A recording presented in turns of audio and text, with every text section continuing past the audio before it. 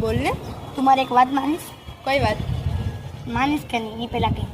तू पेला मैंने कही तो हूँ तने कौन के हूँ तारी बात मानू के ना मानू मैं 50 रुपया જરૂર છે